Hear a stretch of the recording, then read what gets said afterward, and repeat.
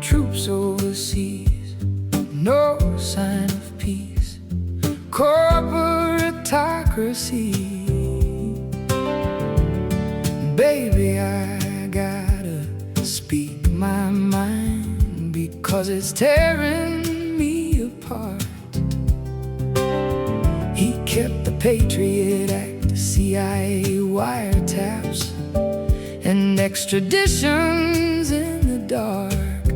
Obama broke my heart. Trump took the pieces and tore them apart. Obama broke my heart. Trump tore the pieces, now it won't start. Obama broke my heart.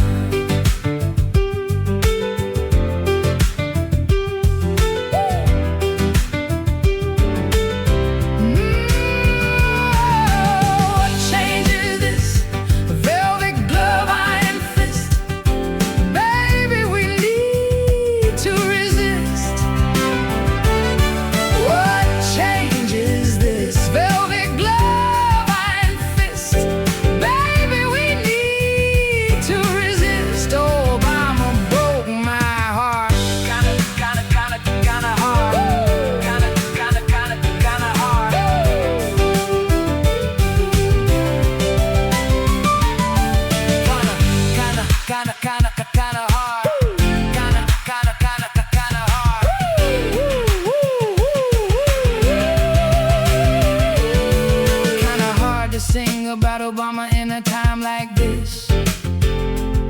It's only gotten worse, I'm not oblivious. Still troops overseas, still no sign of peace, just violence in the streets. It signals our defeat. Obama broke my heart, Trump tore it all apart, but Obama broke my heart.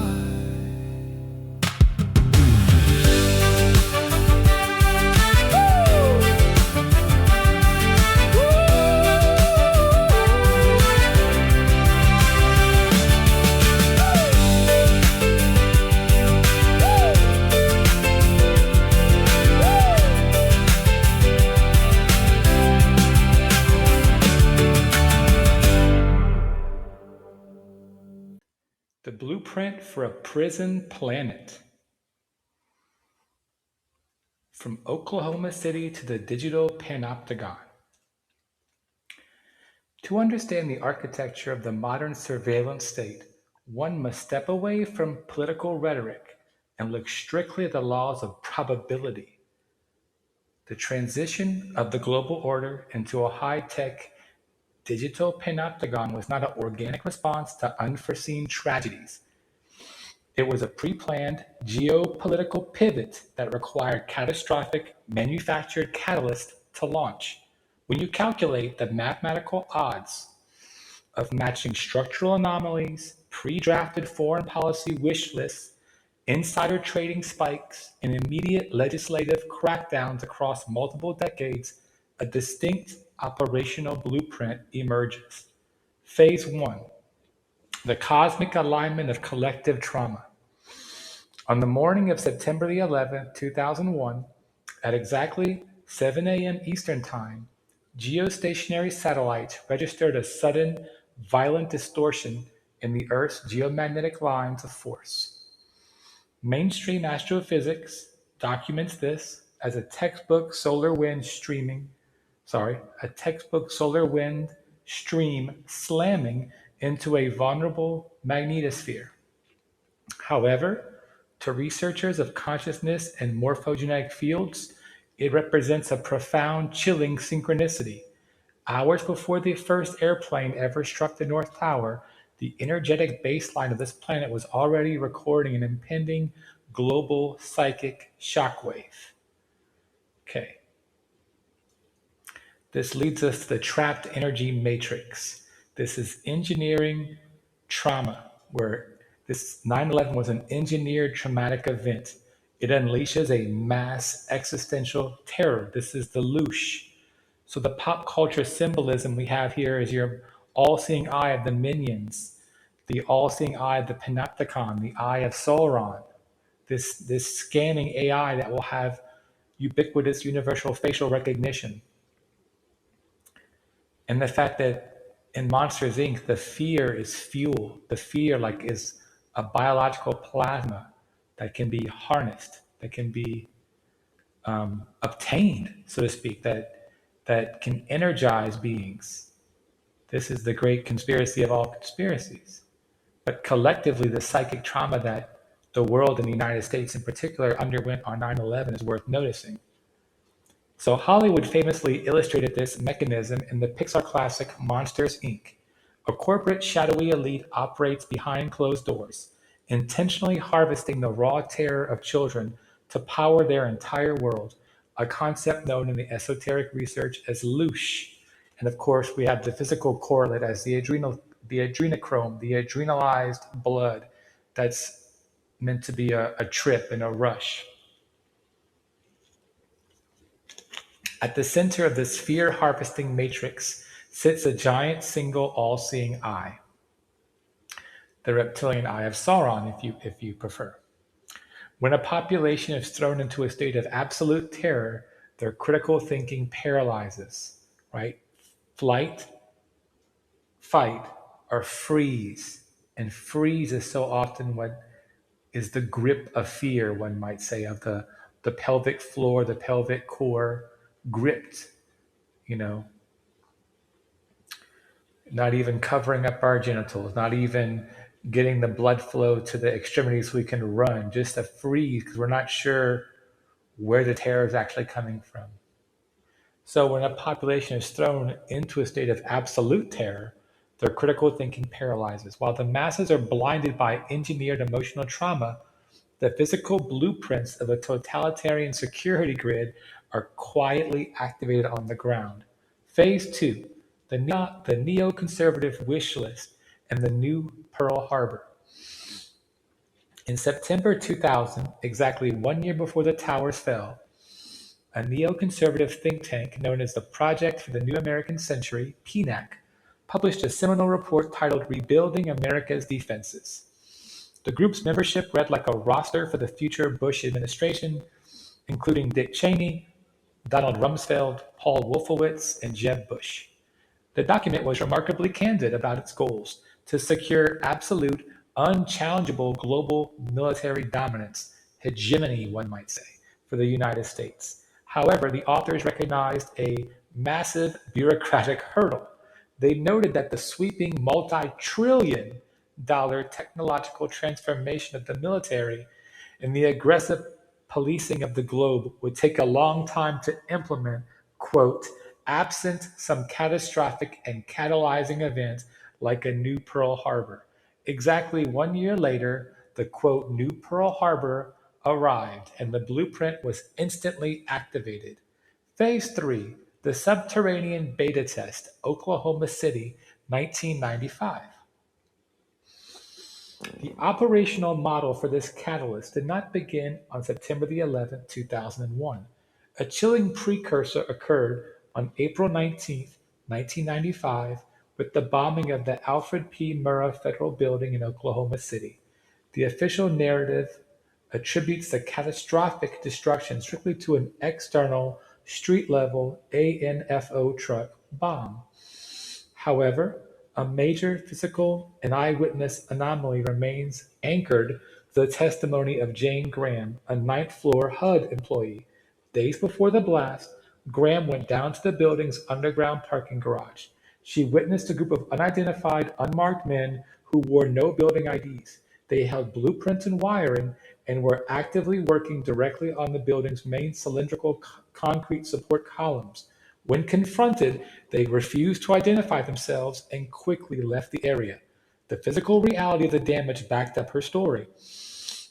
Brigadier General Benton K. Parton, a retired U.S. Air Force bomb expert, released a detailed forensic report concluding that an air blast wave from an outdoor truck bomb lacked the specific directional physics to cleanly shear heavy internal concrete pillars. He argued the destruction required demolition charges placed directly against the columns. Despite this, Graham's testimony was systematically ignored by federal investigators.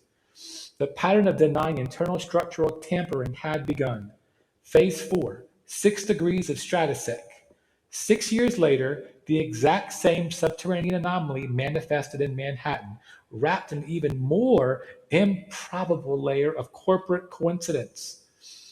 On 9/11, the security failures occurred at the exact intersection of a single electronic security firm, Stratosec, formerly Securicom.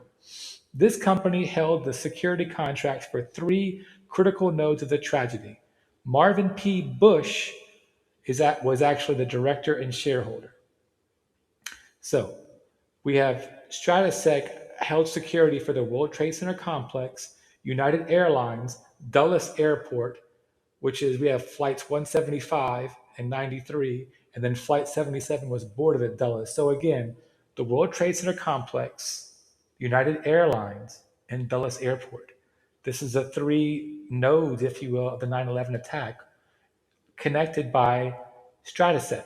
And sitting on the board of directors and holding significant stock in Stratosec was Marvin P. Bush, the youngest brother of the sitting president of the United States.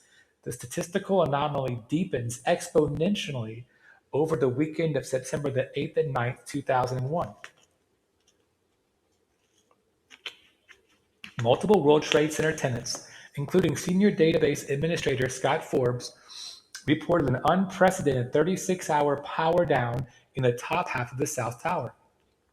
Exactly like the Oklahoma City garage anomaly, security cameras went dark, electronic card locks were disabled, and unvetted maintenance crews were witnessed running heavy cabling through the utility shafts. Stratosec's primary equipment maintenance contract concluded, coincidentally, on September the 10th.